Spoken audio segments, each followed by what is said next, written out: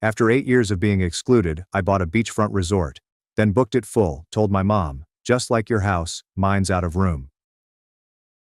My name is Amelia, and I'm a freelance graphic designer. Olivia, my sister, is 35 and married to Mike. They have 4 children, Jack, 12, Ava, 10, James, 8, and Aria, 6. Evelyn, our 62-year-old mother, has always played favorites. Guess who was not a favorite?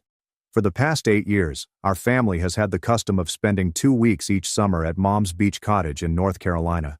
It's a nice-sized home with 4 bedrooms, 3 bathrooms, and a lovely view of the beach. There's plenty of space for a typical family gathering, right? Wrong. Every year, without fail, Mom would call me in March with the following speech. Amelia, honey, I'm so sorry, but there's just not enough room at the beach house this year. Olivia's family is so big now, and you know how the kids need their space. Maybe next year we can work something out. Meanwhile, Olivia would receive royal treatment. Mom would spend weeks preparing for their arrival, equipping the house with all of their favorite delicacies, purchasing new beach toys for the kids, and essentially spreading out the red carpet. Olivia's family would pack into that house like they owned it, scattering their belongings over and acting as if they were the only ones who mattered. What is the worst part? Every summer, my 2 children, Alex, 9, and Mia, 7, would ask me why they couldn't go to Grandma's beach cottage like their cousins. What was I supposed to tell them?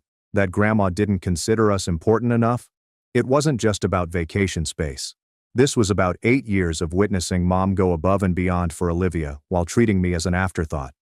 Olivia married her college lover, Mike, shortly after graduation, gave birth to 4 children in 6 years, and somehow became Mom's golden child.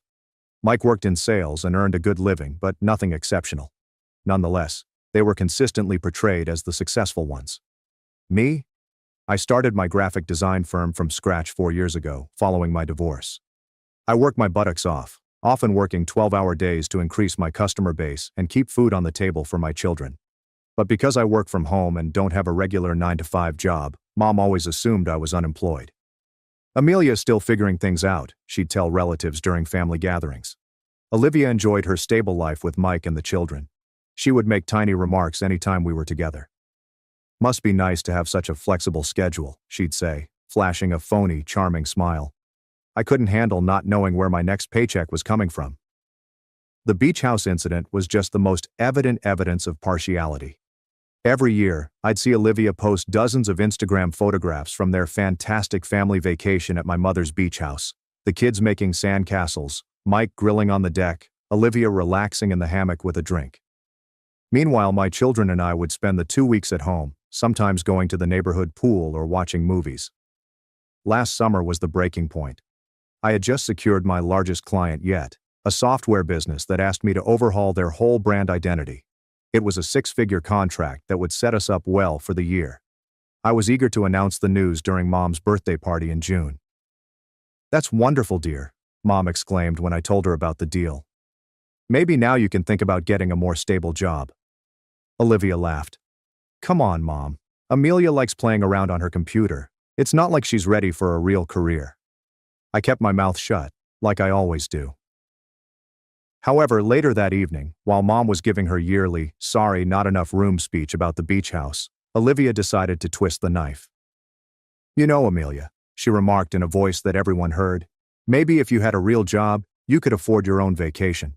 The rest of us shouldn't have to sacrifice our family time because you can't get your life together." Mom gave a nod. "Olivia has a point. Honey, Mike works so hard and those kids deserve their vacation. Maybe when you're more established." I smiled and nodded, like I did for the previous 7 years. "Of course, I understand. I hope you all have a good time." But within, I was done. Absolutely finished. That tech startup deal was only the beginning. Word spread about my work, and I soon had more clients than I could handle. I boosted my fees, became more choosy about clients, and began to establish something larger than a freelance firm. By October, I had a stable enough income to recruit 2 people. By December, I'd secured 3 additional significant corporate clients. By February, I was looking for office space and thinking about expanding into digital marketing services. The money was coming in, but I hadn't told anyone in my family. I continued to drive my old Honda, live in the same modest house, and dress the same way I always did. As far as they knew, I was still fooling around with my computer. In March, right around the time Mom would call with her "not enough room" lecture, I made an offer on a tiny resort property approximately 2 hours from the beach house. It wasn't huge, only 12 rooms, a restaurant, and a magnificent stretch of private beach. But it was ideal for my needs. The previous owners had driven it to the ground and were desperate to sell. I purchased it for a fraction of its value and immediately engaged a management business to handle day-to-day operations while I worked on renovations. By May, the resort had been transformed. I had spent about $200,000 on enhancements, including new furnishings, entirely refurbished rooms, a stunning infinity pool overlooking the beach, and a children's play area that would make Disney jealous. The restaurant served five-star cuisine, and the entire setting looked like something out of a luxury travel magazine. I named it Seaside Haven Resort, and it was simply stunning. Most importantly, it was mine. All mine. It soft opened in June with a few paying customers to iron out any issues. Everything went smoothly. The reviews were fantastic, and bookings for the summer were already coming in fast. Meanwhile, Olivia was sharing her typical pre-vacation stuff on social media. Photographs of the kids shopping for beach attire, Mike loading the car, and eager notes about their annual family tradition at Grandma's place. Mom called me in late June, delivering her anticipated spiel. "Amelia, honey, I'm so sorry, but I know, Mom, not enough room. No worries at all. Alex and Mia and I have other plans this year anyway." "Oh, that's wonderful, dear. Where are you going?" "Just a little place I found. Nothing fancy." In the first week of July, I drove to Seaside Haven with my children. I had reserved us the greatest suite in the hotel, a 2-bedroom beachfront room with a private balcony and direct beach access. Alex and Mia could not believe it. "Mom, this place is incredible," Mia exclaimed as she ran around the suite. "Are we really staying here for 2 whole weeks?" "We sure are, baby girl." We spent our days on the private beach, eating delicious food at the restaurant, swimming in the infinity pool, and participating in all of the activities I had planned, including horseback riding, deep sea fishing, and kayaking. We'd never been able to afford this vacation before. And having my children enjoy it was well worth the money I invested. But the best was yet to come. In August, I began making telephone calls. First, I contacted my Uncle Benjamin and Aunt Carol, Mom's brother and sister-in-law. They'd always been kind to me and my kids, and they had 3 children about Alex and Mia's age. "Hey, Uncle Benjamin, I wanted to invite you guys to spend Labor Day weekend at this resort. I know. All expenses paid, food, activities, everything. I just want to treat the family to something special." "Amelia, that's incredibly generous, but we couldn't possibly." "I insist. I've had a really good year business-wise, and I want to share it with the people who matter to me." I then contacted my cousin David, Mom's nephew, and his wife Jennifer. They had 2 teenagers who never got to have fun since money was tight. "Dave, how would you guys like to spend a long weekend at a 5-star resort?" "My treat. I know money's been tight since Jennifer got laid off, and I thought the family could use a break." I contacted my father's sister, Aunt Nancy, and her husband. I contacted my second cousins, the Martinez family, who had always struggled but were the nicest people you'd ever meet. I contacted everyone who had ever been good to me and my children, who had made us feel included and appreciated. By the time I was done, I had invited 22 members of our extended family to spend Labor Day weekend at Seaside Haven. I booked the entire resort, hired a private chef to prepare all of the meals, and scheduled activities for people of all ages. I did not invite Mom or Olivia. Labor Day weekend was fantastic. All of my relatives were astounded by the resort, often wondering how I could afford such a magnificent setting. I simply smiled and said I had a good year. On Saturday evening, Uncle Benjamin called me aside. "Amelia, this is unbelievable. You've really done something special here. Your mom must be so proud." "Mom doesn't know about it," I stated casually. "What do you mean?" "I mean, I didn't invite her. Or Olivia." Uncle Benjamin appeared confused. "But why? This is a family gathering." "Benjamin, for 8 years, Mom has told me there's not enough room at her beach house for me and my kids. Every single summer we've been excluded from the family vacation because Olivia's family takes up too much space. So this year, I decided to host my own family gathering, and unfortunately, there's just not enough room for everyone." The truth quickly spread throughout the group. Everyone was aware of the beach house predicament. They had heard Mom's justifications and Olivia's remarks over the years. Some of them had even quietly questioned Mom why I wasn't included in the summer vacation. Monday morning, while everyone was checking out and heading home, my phone began to ring. It was Mom. "Amelia, where are you?" Benjamin just called me with some ridiculous story about you owning a resort. That can't be true. It's true, Mom. What? How is that possible? You don't have that kind of money. Apparently I do. There was a prolonged pause. Amelia, I'm confused. If you could afford something like this, why didn't you tell us? Why didn't you invite us? You told me there wasn't enough room at your beach house. I'm telling you there's not enough room at my resort. That's completely different. The beach house is what, Mom? Not big enough for everyone? Well, guess what? Neither is my resort. But Amelia, we're family. Funny how you remember that now. I hung up. 20 minutes later, Olivia called. What the hell is wrong with you? She exclaimed into the phone. Mom is crying her eyes out. How could you do this to us? Do what, Olivia? Have a family gathering? I thought you'd be happy. You always said I should be more successful. You know what I mean. You deliberately excluded us. The way you excluded me and my kids for 8 years. That was different. The beach house really isn't big enough for everyone. And my resort really isn't big enough for everyone either. Funny how that works. This is petty and vindictive. Amelia, you're better than this. No, Olivia, I'm exactly this. I'm tired of being treated like the family failure when I work twice as hard as anyone else.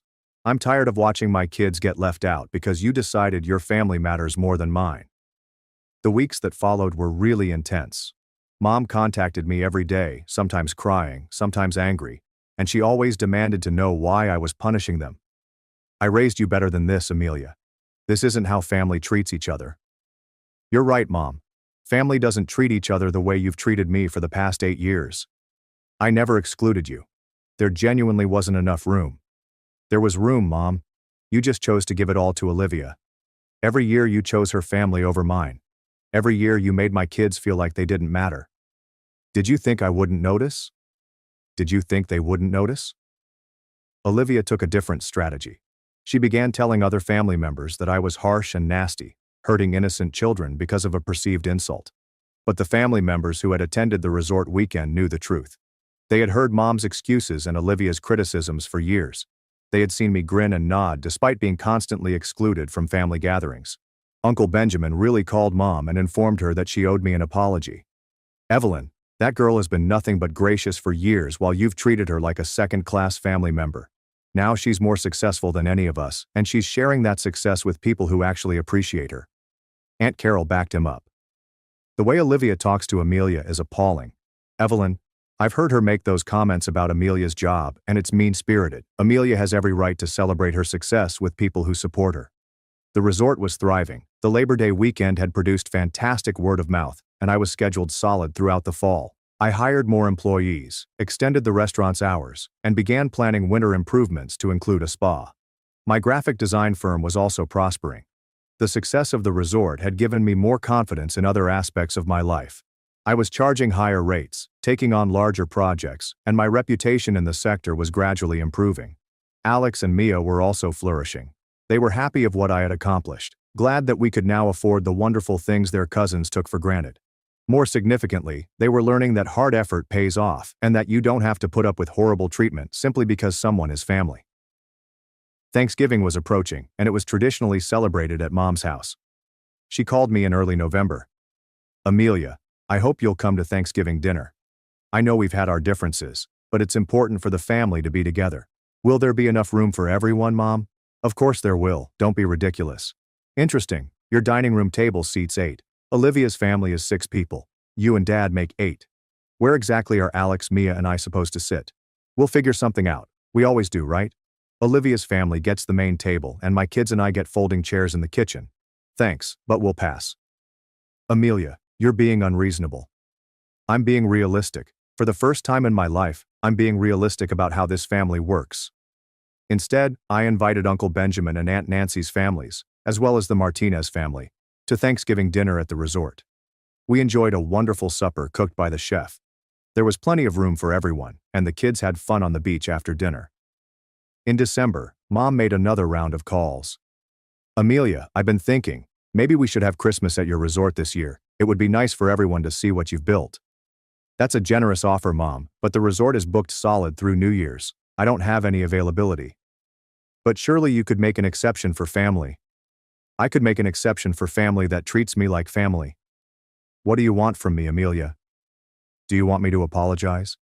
Fine, I'm sorry. I'm sorry if you felt excluded from the beach house. I was just trying to accommodate everyone. No, Mom. You were accommodating Olivia. There's a difference. Olivia has 4 children, and I have 2. Apparently your math says 4 is more important than 2.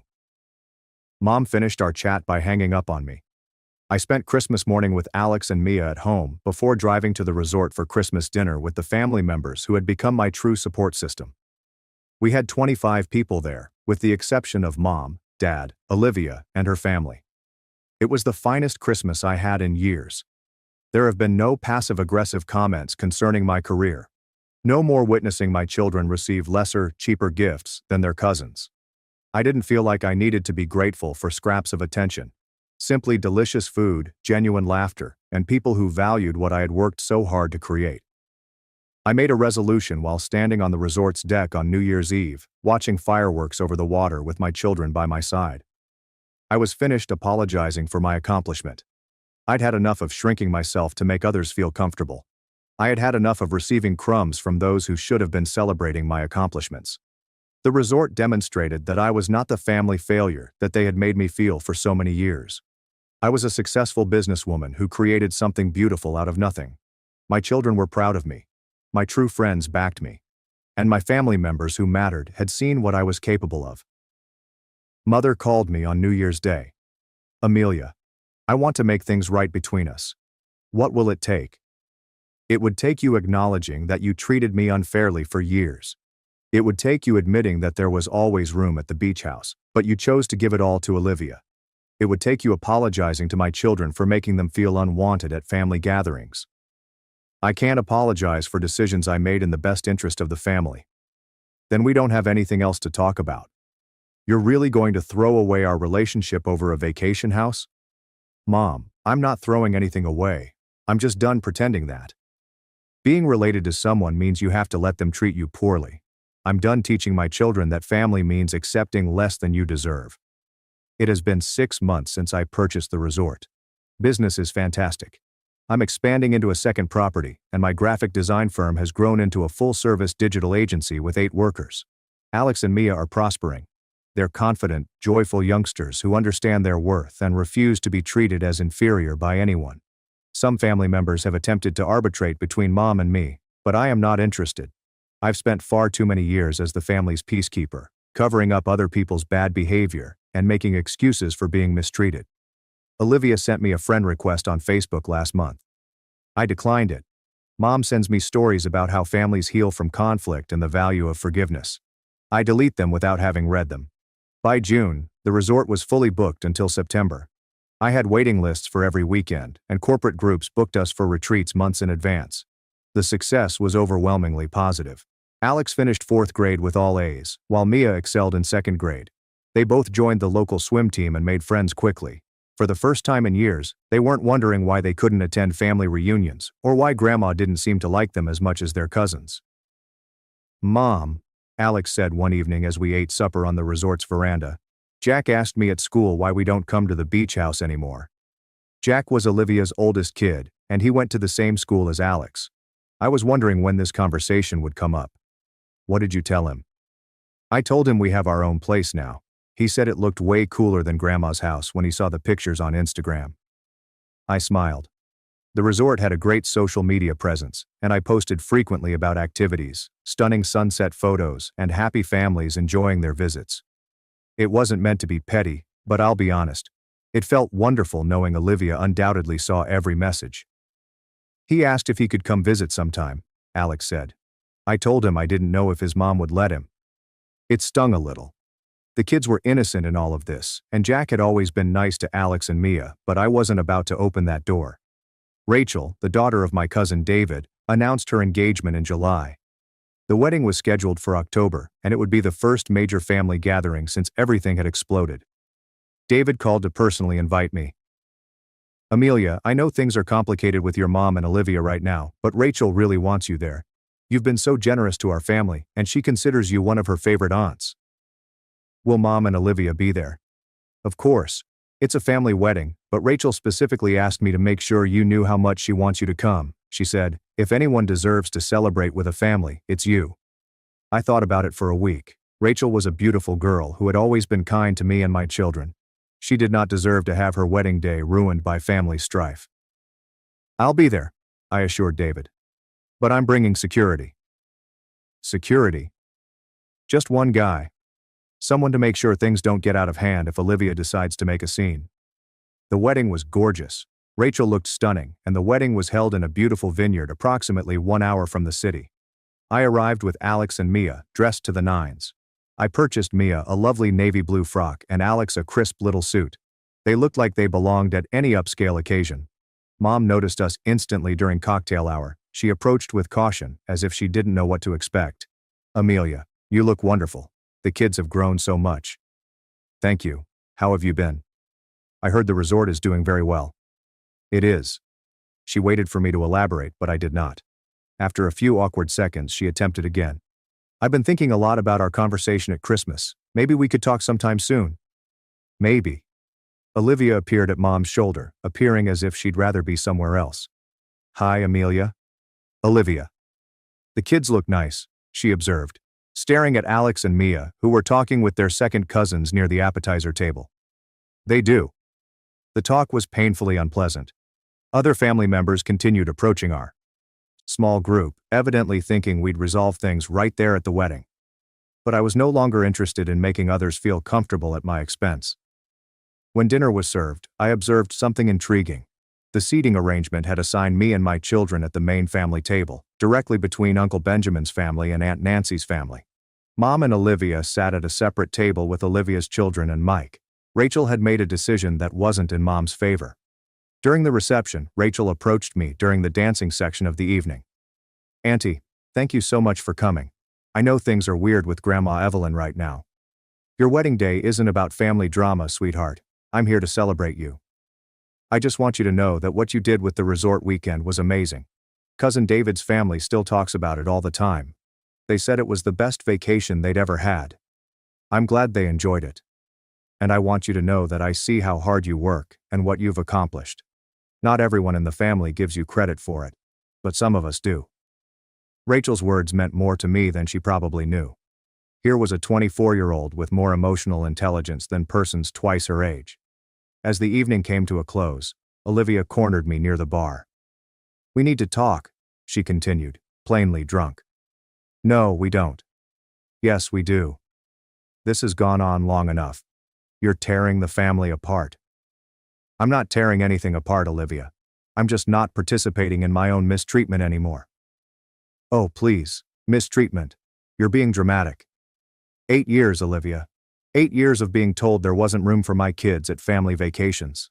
8 years of listening to you make comments about my career and my life choices. 8 years of watching my children feel excluded while your kids got treated like royalty. Those weren't personal attacks. I was just being honest about your situation. My situation? You mean the situation where I built a 6-figure business from scratch while raising 2 kids on my own? That situation? Olivia's face turned red. You act like you're so successful now. But where was all this money when we were growing up? Why didn't you have a stable job when your kids were little? Because I was building something better than a stable job. I was building a business. I was investing in my future instead of settling for comfortable mediocrity. Comfortable mediocrity. I have a good marriage and 4 healthy kids. And I'm happy for you. But that doesn't give you the right to treat me like I'm less than you because I chose a different path. Olivia looked around to ensure no one was listening before leaning in. You want to know the truth? Mom was trying to protect you. She knew you couldn't afford to contribute to vacation expenses the way Mike and I could. She was trying to save you the embarrassment. I stared at her for a long time. Olivia, I offered to pay for my share of expenses every single year.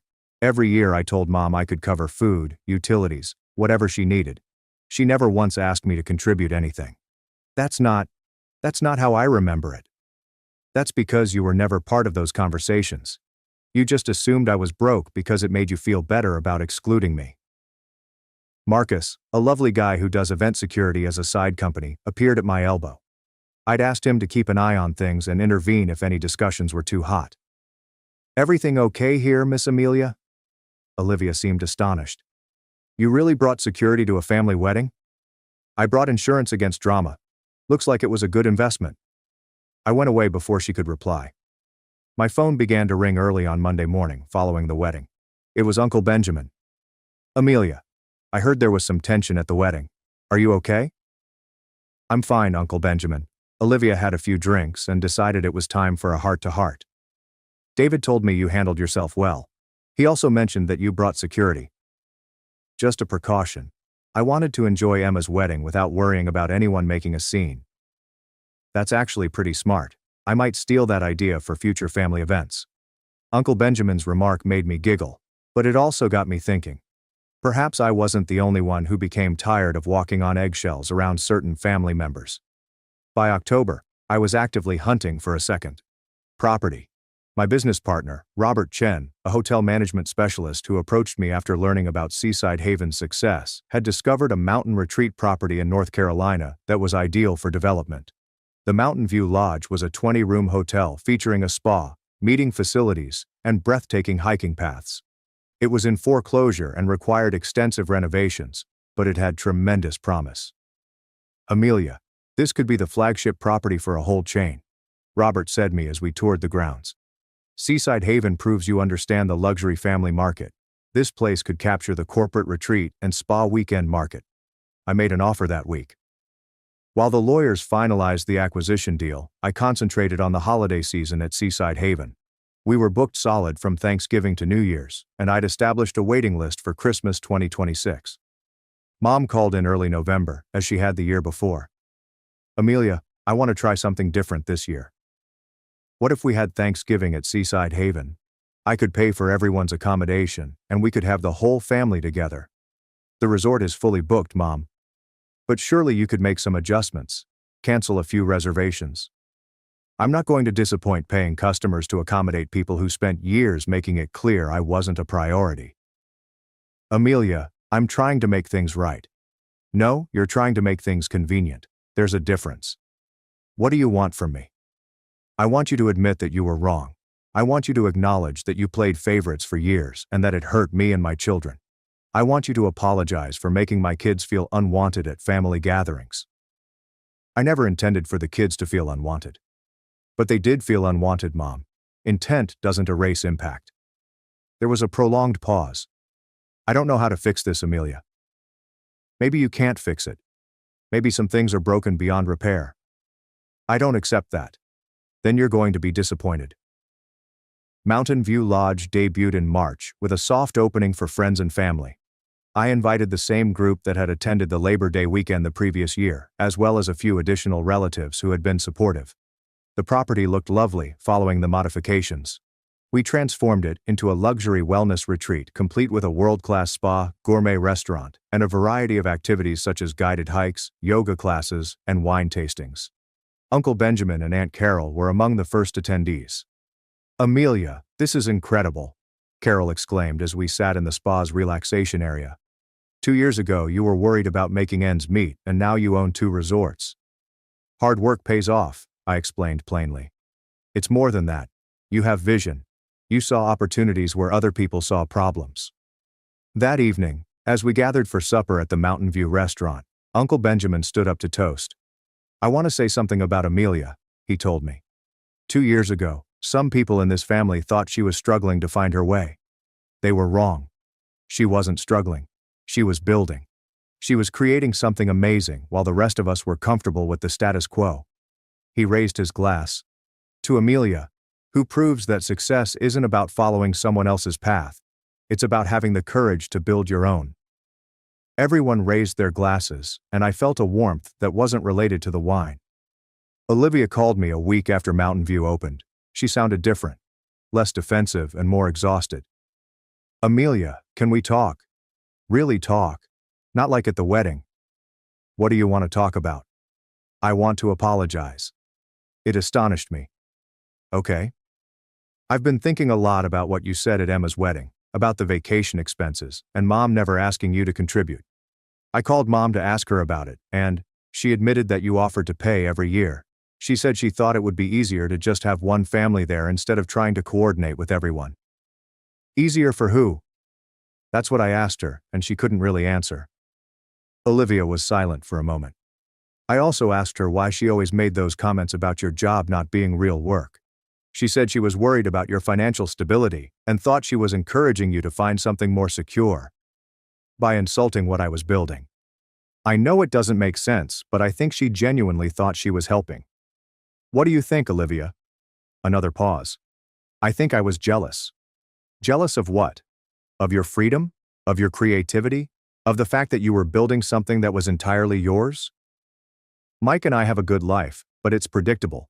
We do the same things every year, go to the same places, have the same conversations. You are creating something new. So, you decided to tear me down instead of supporting me.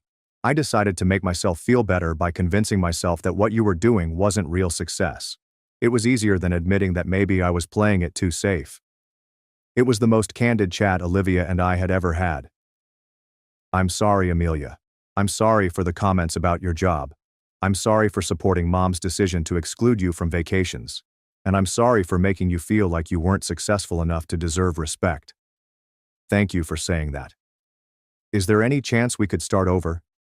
Not go back to how things were, but maybe build something new? I thought about it. Maybe. But it would have to be different. I'm not going back to being the family member who accepts less just to keep the peace. I understand. And I respect what you've built. Both businesses are incredible. Thank you. Would it be okay if I brought the kids to visit Seaside Haven sometime, not as a family obligation, just as customers, paying for a vacation? I'd be happy to have you as guests. But Olivia, things are different now. I'm different now. I know, and maybe that's a good thing. People usually say blood is thicker than water, but I've discovered that's not the whole story. The whole quotation reads, "The blood of the covenant is thicker than the water of the womb." The relationships you choose and cultivate are stronger than those you are born into. I choose to create a business, a life, and relationships with people that respect me. I decided to quit accepting less than I deserve simply because someone shares my DNA. Some could accuse me of being petty or vengeful. Perhaps I am. But after 8 years of being told there wasn't enough place for me and my children, I found something wonderful. There is always enough space when you create your own table. The seaside home can accommodate 8 persons comfortably. My 2 resorts accommodate 96 visitors and employ 43 personnel. Olivia was correct about one thing. Having a genuine job allows you to purchase your own vacation. Sometimes the best retaliation is simply living well. And business is quite good. As I write this, it has been 3 years since I purchased Seaside Haven. Mountain View Lodge is fully booked until next summer, and I'm looking into a third property in Colorado. My graphic design firm has 15 staff and clients around the country. Alex is now 11 and aspires to be an entrepreneur like his mother. Mia, 9, has decided she wants to be a chef and work in one of our resort restaurants. They are self-assured, cheerful children who understand their worth and refuse to be second best. Mom and I have talked several times during the last year. She is working to understand why her actions hurt me, and I am working to forgive. It is a slow process, but we are making progress. Olivia and I have discovered a new dynamic. We aren't as tight as we once were, but there is mutual respect now. Her family did visit Seaside Haven last summer, and it was a great experience. There are no comments on my career. There are no passive-aggressive statements regarding money, just 2 families having a holiday together. The family dynamics have transformed irrevocably. I'm no longer the family member who requires charity or sympathy. I am a family member who employs 43 people and gives back to the community through local employment and charitable activities. Most importantly, I'm no longer the family member who settles for less than she deserves just to keep the peace. I created my own peace. And it is beautiful. Sometimes the finest revenge isn't really revenge. Sometimes it is simply refusing to shrink in order to make others comfortable. Sometimes it's creating something so lovely that people can't help but admire what you've produced. And occasionally, when someone tells you there isn't enough room, the best response is to go build your own room. Then make another one. Then construct an empire. When you have the blueprints, there is always enough room.